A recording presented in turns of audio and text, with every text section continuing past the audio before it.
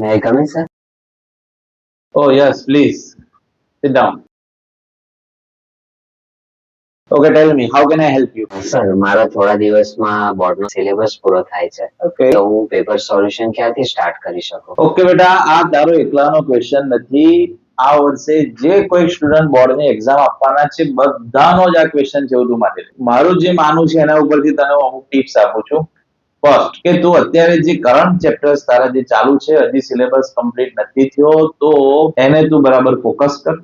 એનું જે હોમવર્ક છે, એની નોટબુક છે, એના જે વીકલી ટેસ્ટ છે, એ તું પ્રોપર પ્રિપરેશન કરીને કમ્પ્લીટ કર. સેકન્ડ, જે બોર્ડની બ્લુપ્રિન્ટ છે, વેટેજ છે, એને આપણે બરાબર સ્ટડી કરવાનું અને એનસીઆરટી ક્લિયર કરવાની. Second step. એના પછી થર્ડ સ્ટેપ આવે છે કે paper solution and paper practice. એમાં બોર્ડના ક્વેશ્ચન્સ પેપર આપણે ખાસ કરવાના, કેમ કે બોર્ડના પેપર્સનું જે કંઈક વેટેજ છે, બ્લુપ્રિન્ટ છે, બધું જ બોર્ડના પેપરમાં ફોલો થયેલું હોય છે.